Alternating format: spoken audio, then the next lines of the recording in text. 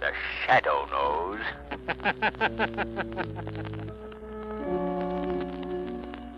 Your local Blue Coal dealer presents The Shadow.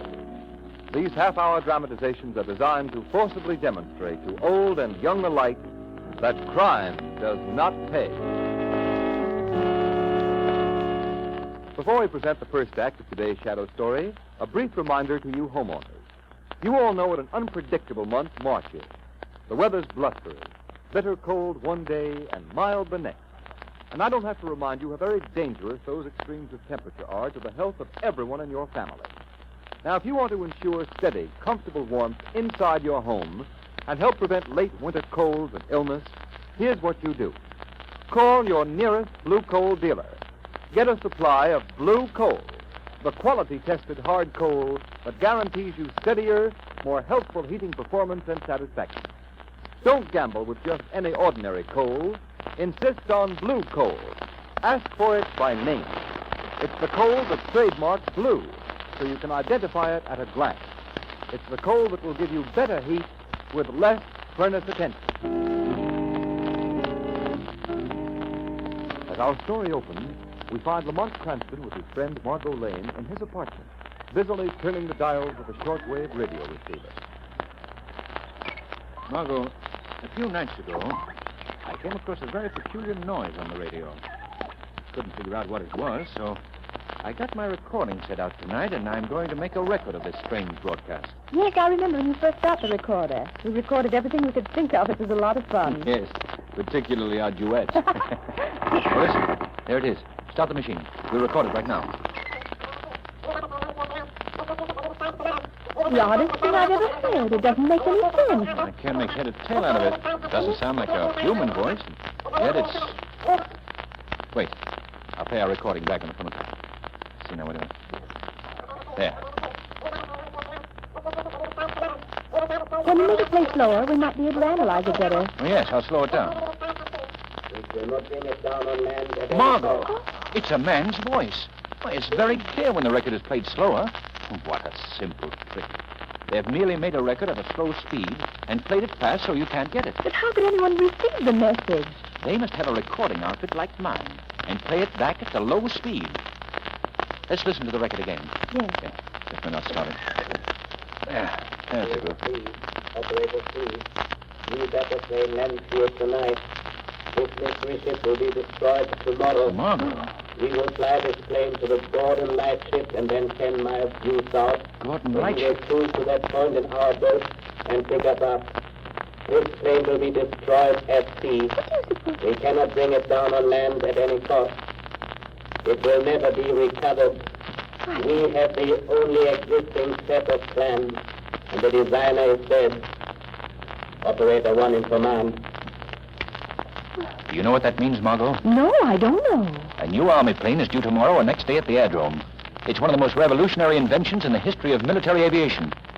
Only one of these planes has been built, and not one of the men who worked on its construction was permitted to know all its secrets. And its designer is dead. Oh, I see. With this plane in the hands of an invading power, this country would be wiped out before our defenses could be mobilized. Well, tell me about it. What kind of plane is it? The plane is revolutionary in design, Margot. It's equipped with a very intricate shortwave radio control outfit. By means of this shortwave, one of the planes can control up to 50 flying bombs. Flying bombs? That's precisely what they are. Unpiloted miniature airplanes. They're extremely fast, can be directed by the mothership at any target, from a speedy bombing plane to an army tank or battleship. As far as I know, they've only built 3 or 4 of the flying bombs. We have so little to work on. What can we do? We've got to find the shortwave station that broadcasts that record. But how can we ever find it? You know, Margot, the closer you get to a broadcasting station, the louder the program comes in. Yes, naturally. In my car, I have a simple device with a needle and dial that shows accurately when you're getting near a radio transmitter. With the aid of that device, Margot, we're sure to find that station.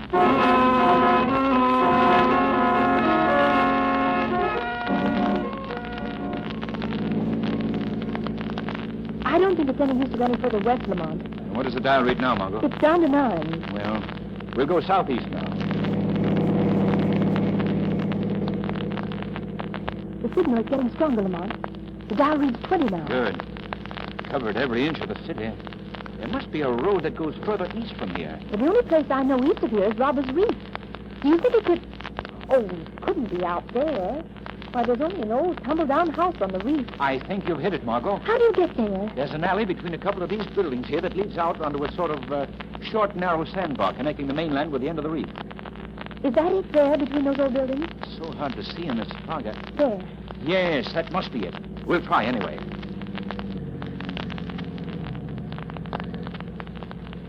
This is the gloomiest place I've ever seen. Lamont, look. The dial reads steady. Good. We're headed right.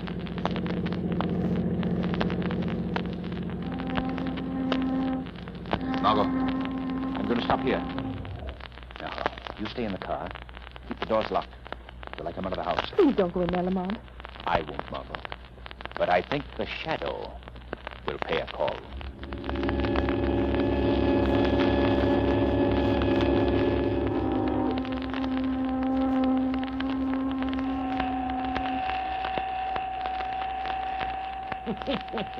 That's awful funny. What was that? Who's there? Only the shadow. The shadow. Well, who are you? Where are you hiding? I can't see you. I'm hiding in the shadows, where no man can see me. What'd you come here for? What do you want? I came to listen to you play that record you have in your hand. You can't do it. Nobody can hear these records, not even my son. Your son? Yeah, this is his shortwave radio set. He lets me run it when he's at work night. Did you make these records? You think I'm crazy? Of course not. Well, I don't even make sense. Some darn fool pays me $5 to play them on the air. He says it's just a joke, and they do sound pretty funny. Who is he? And darn if I know, he's some kind of a foreigner, comes here every so often and leaves me some more of them to play. What's your name? Joe Ryan. Of course, Joe. I knew Joe.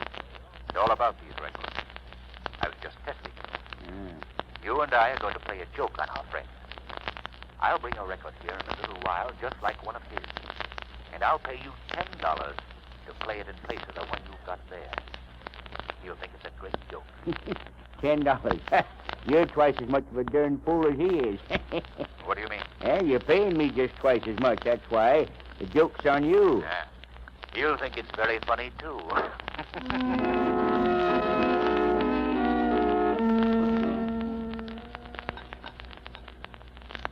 Well, here's to you, Corbin.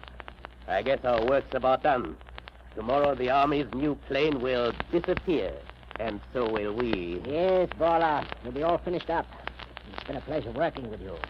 Perhaps your methods are a bit ruthless, but they produce results.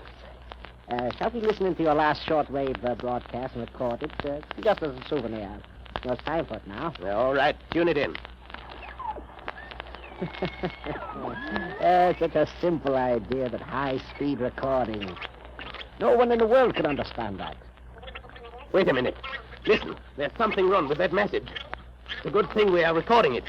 I think it's your imagination, Bola. It sounds like all the rest of your records. I know what my voice sounds like even at high speed. Now, play the recording back at the slow speed. Mm-hmm. Listen. Operator 1. Operator 1. Your plan to steal the new Army bomber Sounds has very been discovered. strange. If you do not want this plan not my revealed, come at once to Joe Ryan's shack on Robbers Reef. If you want your secret to remain a secret, come immediately, for I have things of grave importance to discuss with you. I'll be waiting for you, Operator 1. This is the Shadow. Shadow. I've heard of him. He is dangerous. Perhaps we should leave tonight, Bola. You have the only plans, and the designer's dead. Let's leave at once. Fool, we have yet to destroy the plane. Besides, Corbin, the Shadow knows too much. Bola will teach him a lesson he has long needed. Bola will teach him not to meddle with affairs of importance. Let's go at once.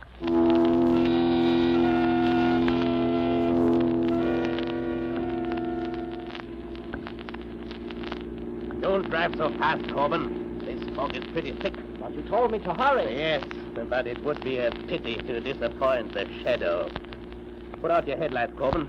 We turn on to Robbers Reef here. All right. Drive slower, you fool. I'm just barely creeping. No, we can't take any chance on any accident now. Look, what's that? right ahead of us. It's a car with no lights. Coming in from Robbers Reef. It must be the shadow. Quick, Corbin, steer out of its way. I can't without going into the bay. It's going to hit us. Look out! Are you all right? Yes. Fortunately, we're both going very slowly. Somebody getting out of that car. Stop where you are before I shoot. Corbin, flash a light on his face. It's a woman. I thought it was our friend, the shadow. What are you doing out here, young lady? I lost my way. And why are you driving without light? Well, I thought I could see better that way in the car. I don't believe you. Corbin, look in the car and see if there's anyone else. Yeah. Perhaps you brought someone out to Robbers Reef. Young I don't lady, know what you're talking about. I tell you, I lost my way. Well, we'll soon find out. You are coming with me. No one else in the car, Paula. Good, Corbin. I'm sure there's nothing the matter with the cars. Drive hers into the water. Then bring ours to Joe Ryan's shack. The young lady and I are going to walk. Unless he is foolish and tries to run away.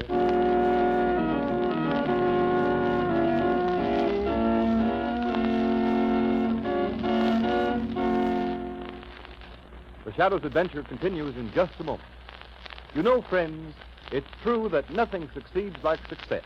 In fact, nothing proves the merit of a product or the claims made for it as conclusively as its sales records. And the fact that Blue Coal ranks first in nationwide volume of sales is proof that it is a better anthracite. Countless thousands of you homeowners here and in communities the nation over have made that record possible. You've tried Blue Coal. You've compared it with other fuels. And you've kept Blue Coal's top-ranking position unchallenged throughout the year. Now there's a real treat ahead for you homeowners who haven't yet tried Blue Coal. There's the satisfaction of knowing you're getting the most in heating comfort that money can buy when you order Blue Coal by name. For the harmless blue coloring which identifies Blue Coal also guarantees you far better quality, far better all-around performance. Just try Blue Coal.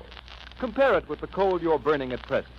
You'll see why Blue Coal is America's largest selling anthracite. You'll join those thousands of satisfied homeowners everywhere who know there's no substitute for Blue Coal for better heat with less furnace attention. So call your nearest Blue Coal dealer. His name is listed in the Where to Buy It section of your classified phone directory under the words Blue Coal.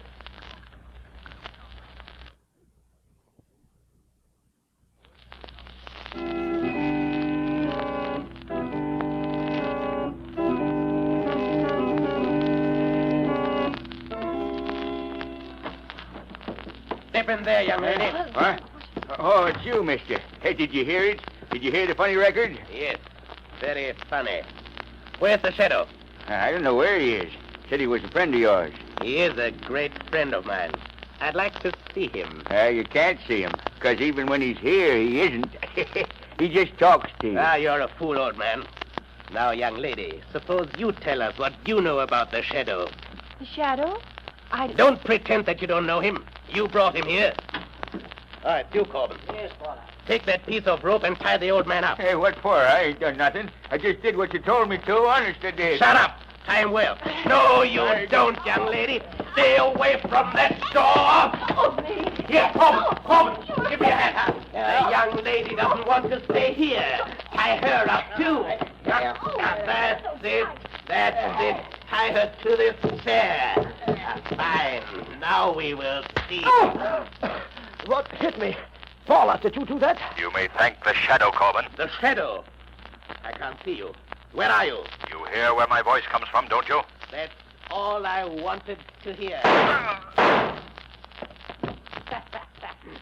guess the last laugh belongs to Paula. It was too easy.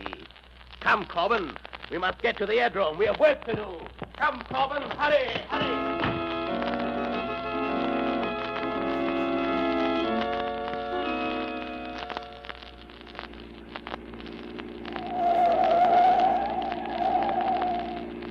Hurry, Corbin. The X-1 should land just at dawn. It will be light in a few moments. I'm doing the best I can. I'm still worried about that girl and the old man back on Robbers Reef. You should have gotten rid of them. As soon as I leave you at the airport, I will go back and close their mouths forever. Leave me at the airport? Certainly, Corbin. You're a pilot. It's up to you to fly the army ship out to sea alone and bury it. Yes, but suppose something happens when I get out over the ocean. Suppose they don't pick me up. This is dangerous, Paula. Your strong suit is not courage, Corbin. But don't worry. You will be picked up, as will I. The rest of our operatives are waiting even now on the boat, 10 miles south of the Gordon lightship. Do you still have the plans for the plane with you? Those plans have not been out of my sight since the day I got them. There's the entrance to the airport directly ahead. What do you plan to do, Paula? Simply this. The flight of this new plane has been veiled in greatest secrecy. There will be but one guard at the airport to meet her. Huh? You and I represent ourselves as inspectors from the War Department. Once we get aboard the plane, it is simple. We'll overcome the pilot and anyone else on board, and the rest will be up to you. Here. We can stop right here now. Look, Paula. Look, there she is now. She's just landing. And look right behind her. There are the 3 flying bombs coming in perfect formation. Come. Let's get over to the plane. Sorry, sir. No one's permitted on this field. Oh, I'm Harry Johnson from the War Department, and this is Mr. Andrews, my assistant. We have been sent out to check the landing of the new plane. Do you have any identification? Identification? Why, the best in the world. Look, here are the plans for that ship. Is that good enough identification? Well, it sure is. Who's piloting her? I believe Lieutenant Flynn, sir. Well, I'd like to get his report as to how she handled on her trip east. Well, there he is, just coming out of the cabin. Oh, Lieutenant Flynn. Yes? Mr. Johnson and Mr. Andrews from the War Department, sir. We came up to get your report on the flight firsthand. Did you fly in alone? Yes, sir. She handled beautifully in the air, and the flying bombs responded perfectly. I've gone over these plans here, of course, but I would like to step into the cabin and see what it looks like. Certainly. Right this way, sir. The pilot sits up ahead here in this heavily armored cockpit. Now, by closing this metal door, he can be shut off completely from the rest of the ship. What is the purpose of that, Lieutenant? It's just an added armor protection for the pilot and the shortwave mechanism that controls the flying bomb. But, Lieutenant, can the pilot communicate with anyone in the other part of the ship when the door is closed? Yes. Step into the cockpit here. Now, you see this microphone? Yes. That's connected with a loudspeaker installed in the rear of the ship so that the pilot constantly can be in contact with the rest of the crew, even if the armored door is shut. Where's the equipment for the control of the flying bombs? That's right here, sir. See this dial with numbers up to 50? You just set the indicator at any one of the numbers, and that throws the flying bomb of that particular number in line with the corresponding controls, so that it can be manipulated separately. And these 3 dials here control speed, direction, and altitude. It's perfectly simple. Is there anything more I can show you, sir? No. You have been a great help, Lieutenant. What is that switch in back of us? Huh? Oh, this? Why, that's the... Oh! All right, Corbin, take off immediately. As soon as you get in motion, I'll push the pilot out and jump out myself and tell the guard that you are running away with the ship. All right. There. There he goes. Now, hurry, Corbin. Take her off. Good luck, Corbin. I'm going to jump now. Help! Stop! Help! Stop!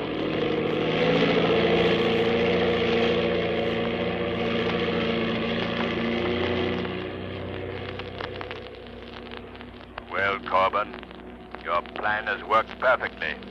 Up to now. What? Who said that? The Shadow. But how did you get here? I came with you in the car from Ryan's shack on Robbers Reef. You cannot escape from the Shadow. But Paula killed you. No. He only shot at my voice. Where are you now? I am in the shadows of a cabin in back of you, but I can see you well enough to shoot you if you don't bring this plane down immediately. No, don't shoot. I'll bring it down. Only don't shoot. Open that door. Open that door, I tell you. Well, Mr. Shadow, you can shoot your heart's content. Perhaps you heard Lieutenant Flynn say that the pilot's cockpit is well armored. Corbin, bring this plane down. I'll bring it down all right.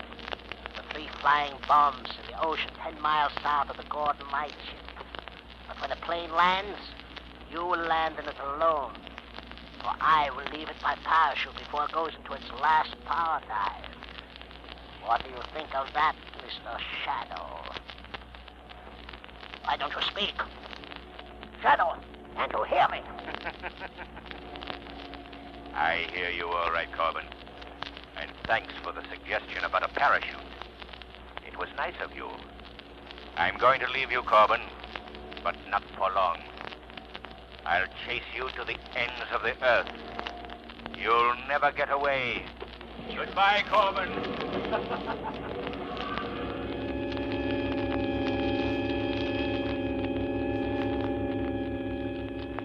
What's the matter with those mechanics? Can't they get that pursuit ship started?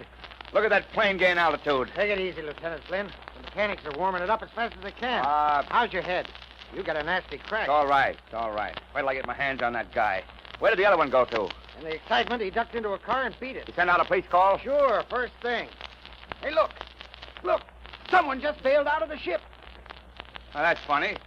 The parachute's opening, but I can't see anybody. That's the darndest thing I ever saw in my life. Look, the number 1 flying bomb is diving for the parachute. Will it explode if it hits the parachute? Once the firing mechanism is released, it'll go off if it hits anything. Oh, my Lord. You just missed the parachute. And it's diving. It's diving straight towards us. It's out of control. Quick, I got it.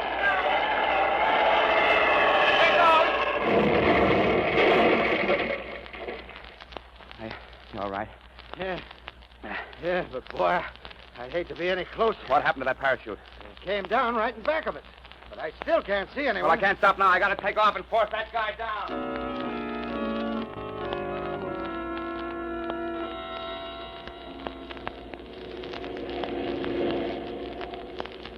Lieutenant Flynn. Huh?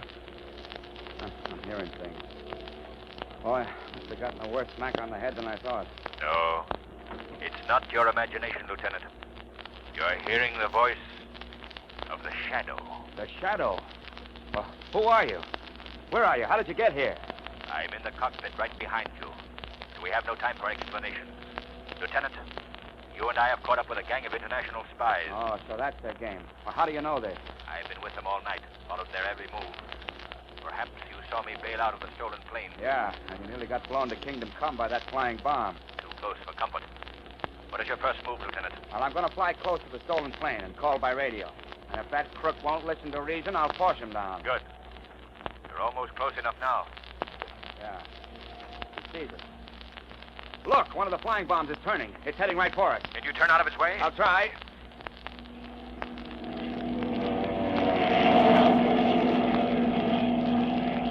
Those things are too fast. They can turn on a dime. Look at that thing fly. Your only chance is to shoot it down. Can you hit it? I've got to. Good shooting, Lieutenant. My lord. Look, that madman has released the one remaining bomb. Yes. It's right behind us. Our only chance is to put this plane into a power dive. Here goes.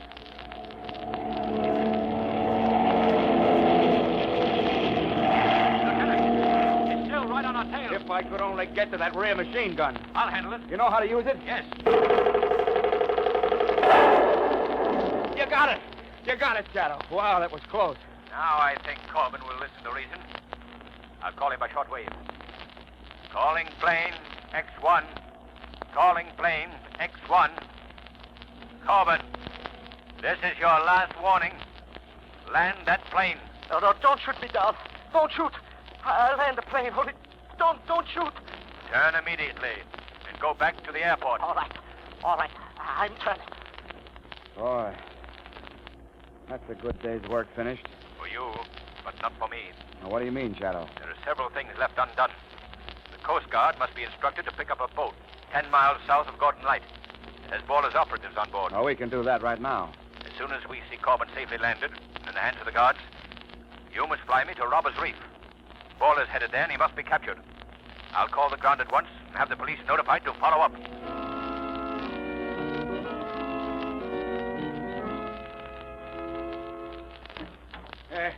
Who's there? Baller, what do you want? What are you doing here? Well, I'm glad to see my little birds have not flown. And now, young lady, there are a few questions I would like to ask you. Can't you loosen these ropes a little? They're cutting my arms. In a few minutes, they won't hurt your arms anymore. Nothing will hurt you anymore. Was that a boat or did a plane land here? Plane? You couldn't land a plane on Robbers Reef. Say, mister, when are you going to untie me? I'm not going to untie you. I'm going to kill you. Me? I ain't done nothing. What you want to kill me for? I only did what you told me. Oh, you fiend. You are the only one left, young lady. The shadow is dead, and you... Who's there? Who closed that door? The shadow. But the shadow is dead. No, Bowler, the shadow is not dead. Put that gun away. I showed you once that you could not shoot a voice. No, but I can shoot a very lovely young lady, Shadow. And I don't think you'd care for that. I'm going out this door, and I'm going to shut it after me. If it opens, I shoot. And if I don't hit you, Shadow, I'm going to kill this girl. You can't stop Bowler. No one can stop Bowler. For the police, I'll shoot them like dogs. I'll kill every one of them. I'll kill... They got him. You all right, Margot? Yes, Lamont. Here, I'll cut these ropes. We have to get out of here. Thank you, Lamont. Well, Margot, they've killed Bowler. I hate to see any man die by violence. But if that man dedicates his life to the evil task of plotting and espionage against a friendly country, he faces but one fate. And that fate is justly death by violence.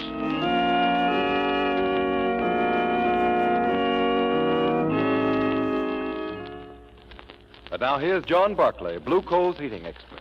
Thank you, Ken Roberts, and good afternoon, everyone. I think it's a fact that of all things a man owns and operates, he knows less about his furnace than anything else. Now, the weather this time of year, as Ken Roberts said earlier in the program, is particularly treacherous. You've got to pay strict attention to the control of your fire and your furnace dampers to keep the house from becoming chilled off or suddenly overheated as the temperature falls and rises outside. So if you have any question in your mind about damper control, or if you want to be sure you're operating your furnace in the most efficient and most economical manner, here's what I suggest you do. Call your nearest Blue Coal dealer. Ask him to send a John Barclay serviceman to check up on your furnace. John Barclay men are trained heating experts.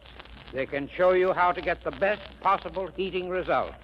And there's absolutely no charge or obligation of any sort for their advice. Always feel free to call on your Blue Coal dealer. I thank you. Today's program is based on a story copyrighted by the Shadow magazine. All the characters and all the places named are fictitious. Any similarity to persons living or dead is purely coincidental. The Shadow magazine is now on sale at your local newsstand.